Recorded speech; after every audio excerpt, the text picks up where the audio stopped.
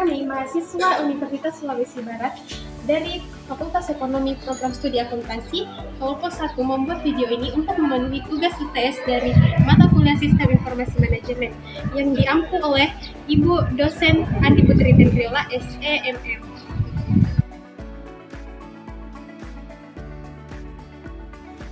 Baik, di sini saya akan membahas latar belakang implementasi ERP pada Foxmeyer Drug atau FMD. Nah, FMD ini adalah salah satu perusahaan farmasi yang terbesar di dunia yang mengalami kebangkrutan pada tahun 1996.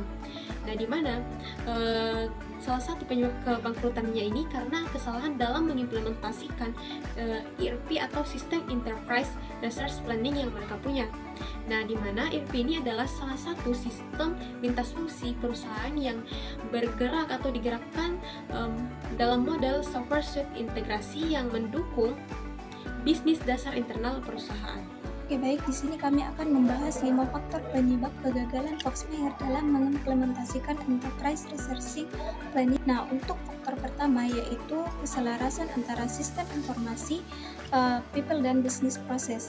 Nah, hal-hal yang menjadi penyebab kegagalan di dalam implementasi ERP ini adalah tidak adanya keterlibatan dari pengguna akhir atau end user, sehingga perencanaan tentang pengimplementasian hanya dilakukan oleh manajemen tingkat atas serta orang-orang teknis yang berkepentingan lainnya, sehingga sistem yang dirancang tanpa mempertimbangkan kebutuhan dan ekspektasi pengguna serta kurangnya koordinasi antara pengguna mengakibatkan sistem yang tidak efektif dan sulit digunakan. Hal ini menunjukkan pentingnya melibatkan pengguna sejak awal dalam setiap proyek implementasi sistem informasi. Faktor yang kedua yaitu metode pengembangan sistem. Nah, di mana pendekatan implementasi yang digunakan oleh FMD adalah pendekatan bertahap. Nah, pada musim panas tahun 1994, FMD melakukan kontrak dengan Andersen untuk menambah aplikasi pada 6 gudang baru. FMD dan Andersen berencana untuk mengimplementasikan aplikasi pada gudang tersebut untuk Januari dan Februari pada tahun 1995. Nah, salah satu keuntungan yang didapat dari pengembangan sistem secara bertahap ini adalah perusahaan dapat dengan cepat mengidentifikasi jika ada suatu kesalahan pada sistem.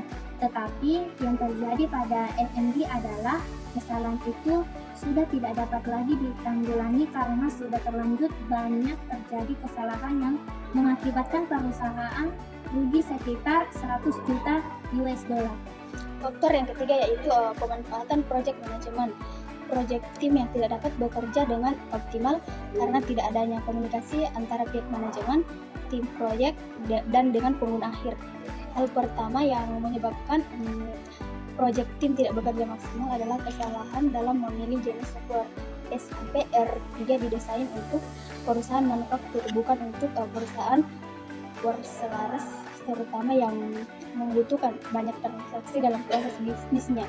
Hal ini dari kegagalan project team adalah tidak adanya restrukturisasi proses bisnis yang dikerjakan atau change management.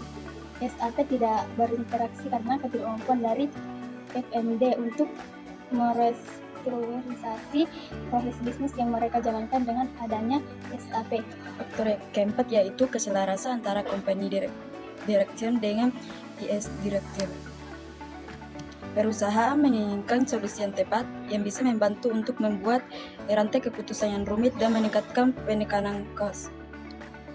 Berdasarkan analisis pada aktivitas supply ERP akan memberikan solusi terbaik pada FMD untuk menyediakan informasi yang up-to-date, otomatis, dan mampu untuk mengintegrasikan sistem persediaan barang atau inventory. Idealnya adalah perusahaan mampu untuk mengelola pesanan, persediaan, dan aktivitas penjualan ke dalam satu sistem serta menyediakan distribusi yang efektif dan efisien. Kenyataan yang terjadi adalah aplikasi SAP